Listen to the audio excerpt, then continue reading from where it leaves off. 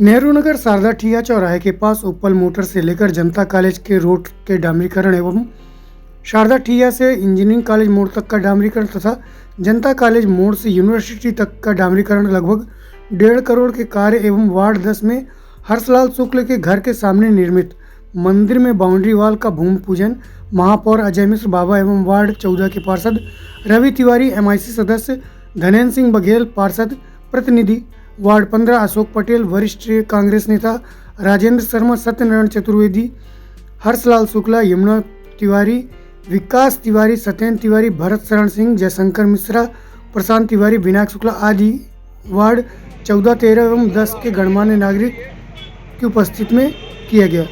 भूमि पूजन के दौरान लोगों में काफ़ी हर्ष व्यक्त रहा। जिस रोड की परेशानी कई वर्षों से लोग वार्डवासी झेल रहे थे, उसका निराकरण होते देख सब में हर्ष व्याप्त था।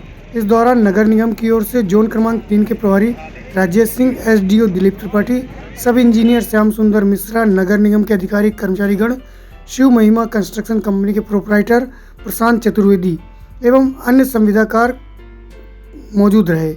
इस दौरान महापौर ने लोगों की जन समस्याएं सुनी एवं उनका उचित निराकरण हेतु त्वरित अधिकारियों को निर्देशित किया।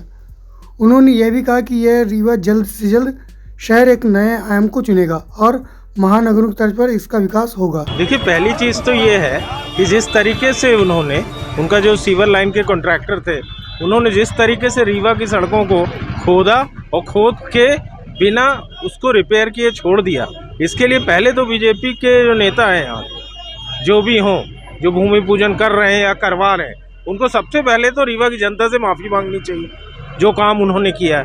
और वो माफ़ी ना मांग के और वो ये दिखा रहे हैं कि अब हम इसको ठीक कर रहे हैं, ये उनकी बौखलाहट बताती। वो बुरी तरीके से परेशान हो गए।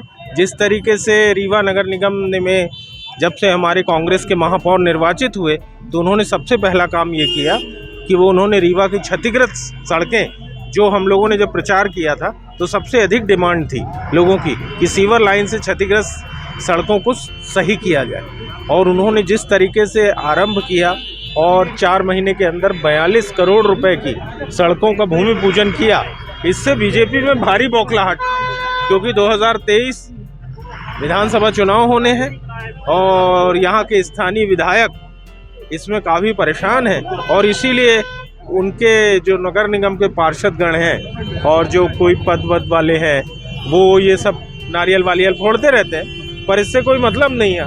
देखिए, भूमि पूजन करते वक्त इंजीनियर्स किसके साथ खड़े हैं, कॉन्ट्रैक्टर कहाँ है, और सबसे बड़ी बात है जनता किसको जा समझ रही है। तो मुझे लगता है कि रीवा की जनता इतना छल गई है और इतना बेवकूफ़ बना दी गई है कि अब उसको ये सही और गलत में अब भेद करने में कोई भ्रम नहीं है। एक आखिरी सवाल, आप लोगों ने जो तरीका अपनाया भूमि पूजन का, बहुत सादगी के साथ अपनाया। पहले ये देखा गया कि भूमि पूजन में तमाम बहुत धन खर्च हुआ करता था नगर निगम का, लेकिन इस बार तरीका आप लोगों ने बदल दिया और अब वही बीजेपी भी फॉलो करने लगी, धीरे से आकर नारियल तोड़ना या फिर ये करना। एक्चुअली वो कुछ नहीं कर सकते, अब वो सिर्फ हमें फॉलो करेंगे। अब उनके पास कोई ऑप्शन बचा नहीं है। पूरा नगर निगम का चुनाव आप देख लीजिए, जो कदम बढ़ाते थे वो उसको फॉलो करते थे। एक्चुअली कांग्रेस का संस्कार ही हमेशा कार्य करना है।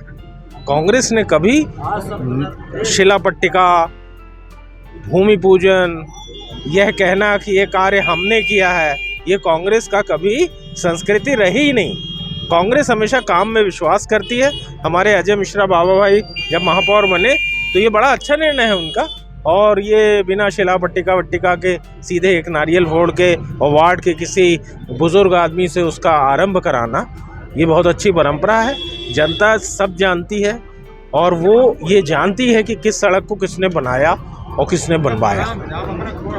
वार्ड के निवासी परेशान थे, आज भूमि पूजन किया गया है। चुनाव के समय एक बड़ा मुद्दा था इस सड़क का, क्योंकि यहाँ जलभराव की समस्या और तमाम चीज़ें थी। आज क्या क्या जनता को सौंपा गया है इस भूमि पूजन के माध्यम से? देखिए, 214 करोड़ की सीवरेज योजना जो थी, उसका शिकार हुआ ward number 10, ward number 13, ward number 14।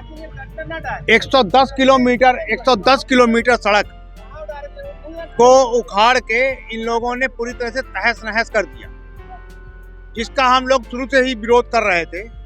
और उसका ये परिणाम निकला कि जब हम चुनाव के समय आए तो तो मोहल्ले के लोगों ने कहा कि हम आपको वोट इसी शर्त पे देंगे जब आप इस रोडों का ये बोलेंगे कि हम इनकी रोड नालियों को पूरी तरह से बनवाएंगे। हमने उनसे वादा किया और ये वादा ये हमने किया, वादा हमने ये किया इन लोगों से कि सीमेंट की सड़कें तो नहीं बन पाएंगी पर हम डामर की सड़क जरूर आपको बनवा कर दे देंगे।